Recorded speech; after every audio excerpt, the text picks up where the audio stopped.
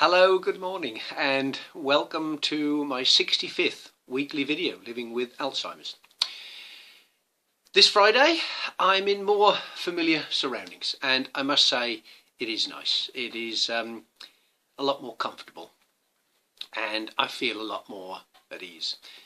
Last week was a very busy week. Lots going on, as you know, with the conference in Birmingham. And yeah, I don't think I felt very well. I think I had a bit of a rotten cold, but and also there was a lot going on which can put a lot of pressure on somebody like me. It's good to raise awareness. It's good to be able to do all these things, but it's also very tiring, and it's also very difficult to keep up with the pace of things. And that's why I suppose this week I want to talk a little bit about support. Support from families, partners, and peer support.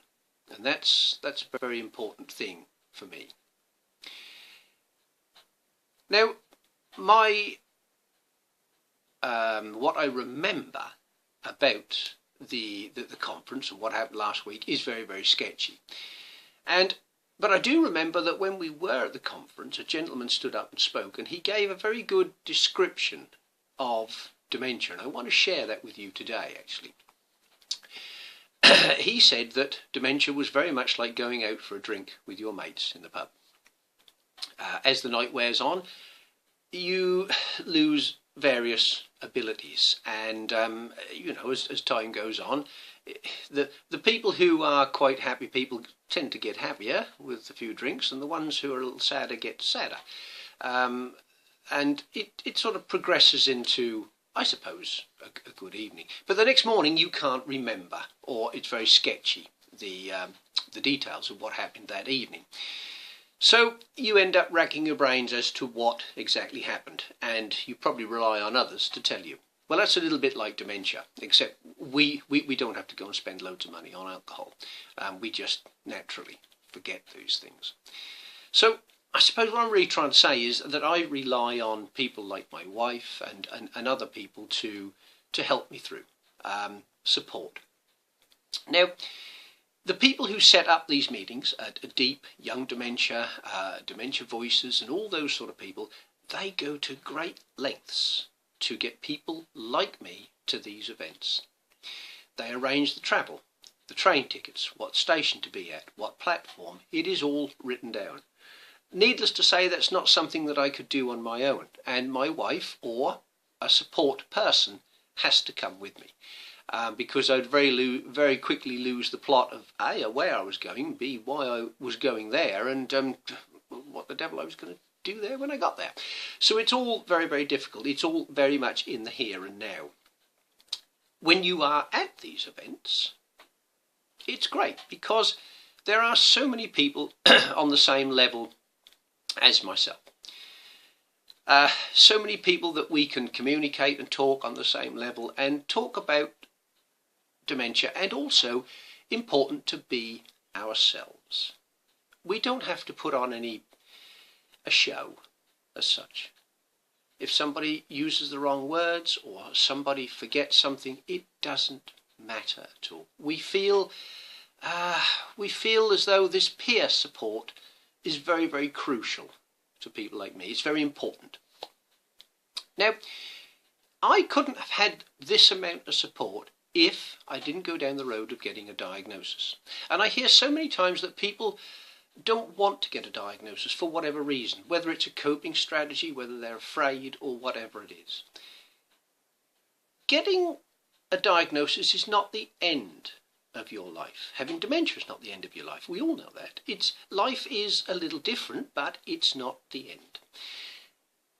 I wouldn't have the support that I have now if I didn't get a diagnosis. And I know that in the early stages there's not a lot of, I suppose, support out there. I mean, the Alzheimer's Society and Young Dementia and many groups do many wonderful things, but sometimes we have to find that support ourselves. And sometimes it can be better, closer, and probably easier to find than we think. Having dementia has opened a whole new world for me. It's opened a whole new world of friends, a whole new world of what to do, where to go, raising awareness. Is life a little richer with dementia? Well, I suppose it is, not in monetary terms, but in the things that we achieve. And I suppose today's video is a little bit aimed at those who have not had a diagnosis, don't want to get a diagnosis. It is the right thing to do, and I think that the peer support and the support from families is great. Me and my wife, as you probably all know on the internet, we've been married 25 years. I couldn't get to where I am now without her. She supports me great. I support her as well sometimes. But us two make one good one. How does that sound? And that's what it's all about. It's all about not trying to battle against dementia, but trying to live with dementia, having a voice, having a purpose, and trying to do all the things that you want to do. I'm thinking of starting a group, in the process of starting a group here in Suffolk, right on the Suffolk coast, for people in my age group. There are various support teams and various things going on, but it is pretty sketchy here. So it's up to us to try and make our own support, trying to do our own peer-to-peer stuff, and that I think is where it's key.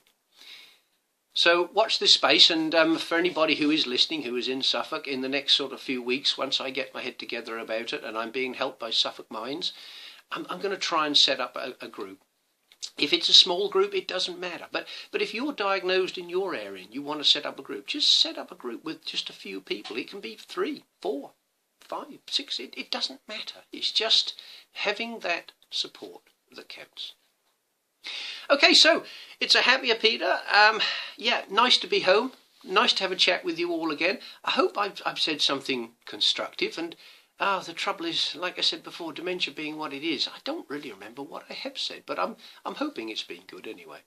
It's 7 minutes just gone, so I'll finish up now. Have a great weekend. Have a wonderful week, and I'll look forward to seeing you here next week.